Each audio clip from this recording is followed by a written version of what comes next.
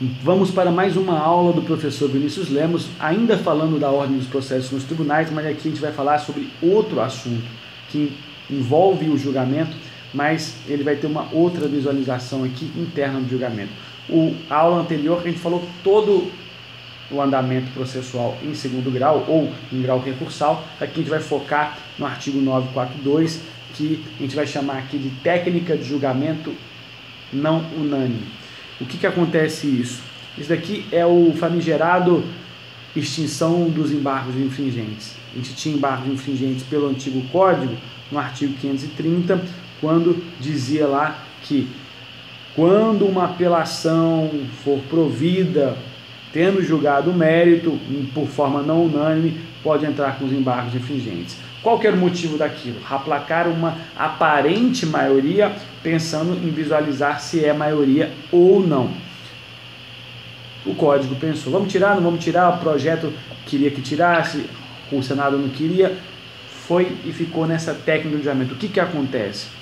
Vai julgar a apelação, aí chega numa não unanimidade.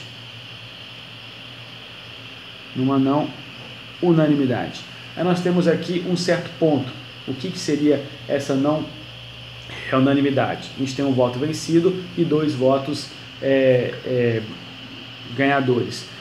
O intuito é aplacar, verificar, chamar mais desembargadores. Aí vai parar o julgamento e vai chamar a uma quantidade de membros do colegiado ou de um outro colegiado que possa reverter. No caso aqui, 3 desembargadores, serão chamados mais 2 desembargadores. Alguns tribunais têm composições maiores e aí já pode utilizar o que estão lá. Nos outros tribunais tem que se visualizar quem serão os convocados, mas geralmente ele já tem ali uma forma de convocação.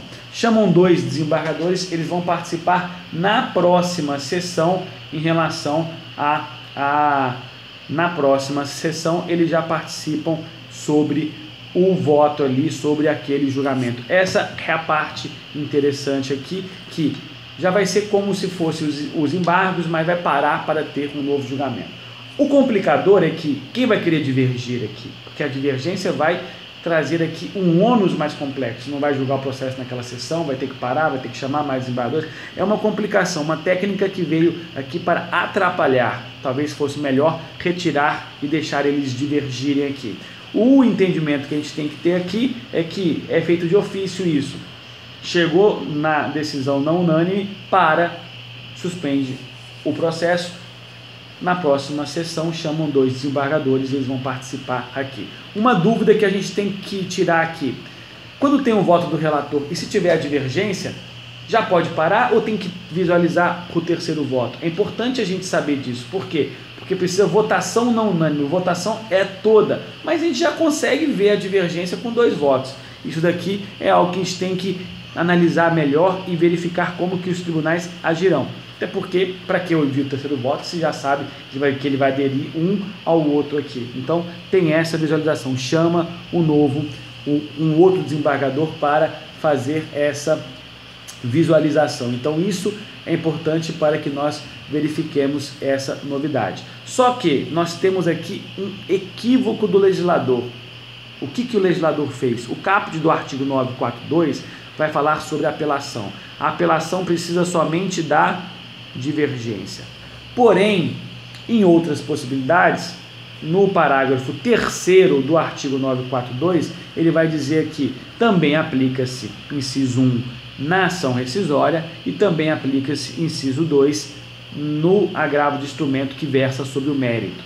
Só que nessas duas possibilidades precisa da não unanimidade, precisa que julgue o mérito, senão não cabe ação rescisória e também não cabe esse agravo que fala sobre o mérito, e precisa da procedência da ação rescisória ou da reforma. Então são 3 requisitos nessas duas possibilidades, mas na apelação não.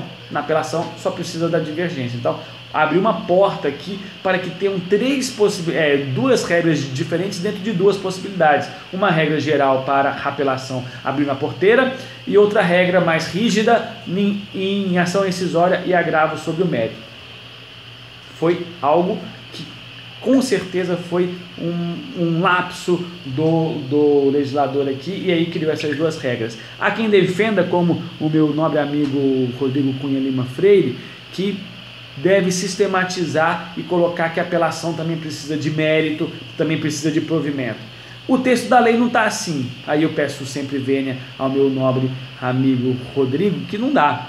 A lei diz aqui, e se não seguir essa técnica de julgamento, vamos supor, numa apelação sem mérito, que não fale sobre mérito, pode gerar nulidade. Não seguindo essa técnica, gera nulidade do acordo. Então tem essa visualização aqui, essa complicação que a gente tem sobre essa técnica de julgamento não unânime e a extinção dos embargos infringentes aqui. Extinguiu, mas está ali, está naquele momento, está nessa visualização. Então é importante a gente visualizar que a alma dos embargos infringentes continuam, só que transformou isso em um ato oficioso, deixou de ser recurso e passa a ser automático. O que é bom aqui é que não vai ter mais 6 meses, 4 meses, 1 ano para julgar os embargos, já vai julgar na próxima sessão. Então essa é o ponto bom que a gente pode, ou é o ponto positivo que a gente pode pensar dali, mas não era o intuito do legislador. E convenhamos, vai se parar o julgamento para divergir e aí chamar mais desembargadores? Não sei.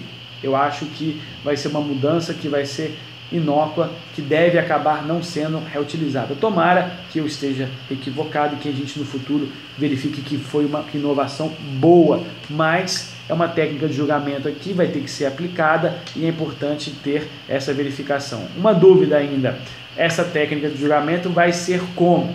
Porque nós temos vários pontos de votação. Por exemplo, na admissibilidade, deu 2-1, chama os dois, aí eles votam. Eles vão poder atuar no restante do julgamento? É uma dúvida interessante. Nesse restante do julgamento eu entendo que já está com 5 ali, segue julgando 5. Mas há quem entenda que ele participa só do momento em que houve a não unanimidade, depois volta e deixa os dois. Eu acho que vai ser complexo isso, cada regimento de tribunal vai ter que prever essas certas situações. Mas é uma técnica nova, não existia e fez com que os embargos fossem extintos e tivesse essa técnica de julgamento não unânime. Essa é a aula de hoje. Peço sempre, clica ali embaixo, se gostou da aula, curta, se inscreva na página, que aí você recebe no seu e-mail as novidades, os novos vídeos e acompanhe aqui o nosso curso de recursos no novo Código de Processo Civil, uma novidade para vocês aqui, curso completo, e também nos outros vídeos que tem aqui falando sobre o novo código. Aqui é a página que fala sobre o novo Código de Processo e conto sempre com a sua audiência. Muito obrigado.